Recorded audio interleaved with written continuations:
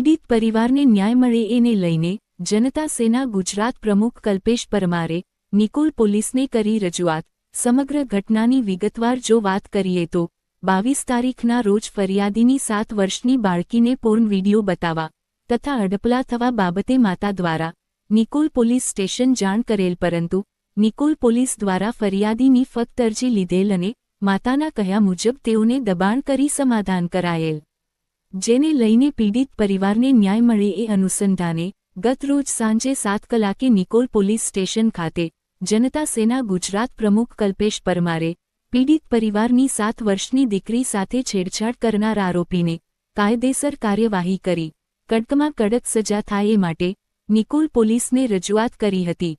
જનતા સેના ગુજરાત પ્રમુખ કલ્પેશ પરમારે પીડિત પરિવારના ન્યાય માટે નિકોલ પોલીસ સ્ટેશને મીડિયા સમક્ષ શું કરી રજૂઆત, જુઓ આ અહેવાલ।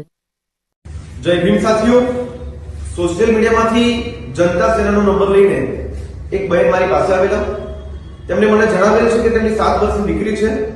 આ દીકરી સાથે પડોશમાં રહેતા એક છોકરાએ ખોટું કૃત્ય કરેલું છે। તો બેન, આપને પૂછવા માંગુ છું કે શું ઘટના હતી, ટૂંકમાં જણાવશો? હું વાલ્મીકી સમાજમાંથી આવું છું અને રાજપૂત સમાજમાં મેં લગ્ન કર્યા છે। મારી દીકરી 7 વર્ષની છે, તેને ગંદા વિડીયો બતાવવામાં આવેલ છે અને એની સાથે કૃત્ય કરેલ છે।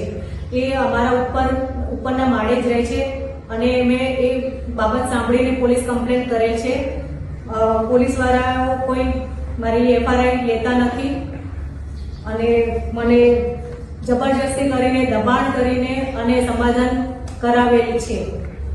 તો હું જનતાની મદદરૂપે આવી છું કે મારા ભાઈઓ મને મદદ કરશે, મારી દીકરીને ન્યાય અપાવશે, એવી હું ન્યાય અહીંયા કરવા માટે આવી છું કે મને ન્યાય મળે। જી ચોક્કસથી બેને જે રીતે વાત કરી કે 7 વર્ષની દીકરીને પડોશમાં રહેતા એક છોકરાએ ગંદા વિડીયો બતાવીને ગંદુ કૃત્ય કર્યું। આ સમસ્ત ઘટના છે અમદાવાદના નિકોલ પોલીસ સ્ટેશનની। જે મેં જોયું તો બેનની ફક્ત અરજી લેવામાં આવી હતી। આ ઘટના છે 22 ફેબ્રુઆરીની અને જે આરોપી છે, આરોપીનું નામ છે મૌલિક તોમર। તો બેનની ફરિયાદ થાય, આ ખાલી અરજી નહીં, આરોપીને સજા થાય।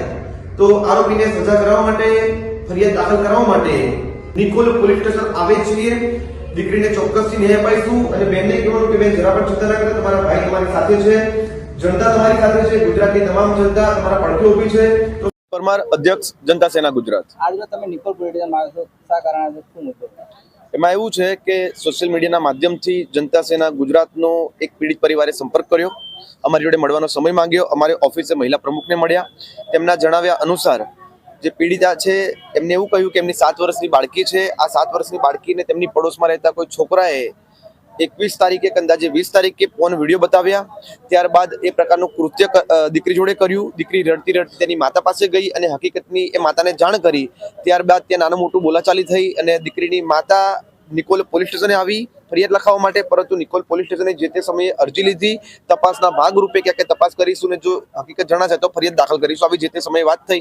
પરંતુ ત્યારબાદ સામેવાળા જે પક્ષના જે આરોપી હતા, આરોપીએ એવું જાણવા મળ્યું કે પોલીસ ચોકી અથવા પોલીસ સ્ટેશનની અંદર ઉગ્રતાએ ભર્યું વર્તન કરીને જે દીકરીની માતાને લાફો માર્યો। ત્યારબાદ એને દબાણ કરીને પોલીસ દ્વારા પણ એવા આક્ષેપ પીડિતાની માતા દ્વારા લગાવવામાં આવે છે કે દબાણ કરીને સમાધાન કરવામાં આવ્યું અરજીનું। પરંતુ જ્યારે જનતા સેનાનો સંપર્ક કર્યો, જનતા સેનાએ તેમને બાંહેધરી આપી કે ગુજરાતની કોઈ પણ સમાજની કોઈ પણ બેન દીકરીઓ હોય તેની સાથે અન્યાય અને અત્યાચાર થશે, જનતા સેના લડશે તેમના માટે। જેના ભાગરૂપે આજે અમે સૌ નિકોલ પોલીસ સ્ટેશને આવેલા, અહીંયા થોડું પ્રદર્શન કર્યું, પીઆઈ સાહેબને હકીકતની જાણ કરી અને પીઆઈ સાહેબે આની ગંભીરતાની નોંધ લઈને તાત્કાલિક ગુનો દાખલ કરવા માટેનું સૂચન કરેલ છે।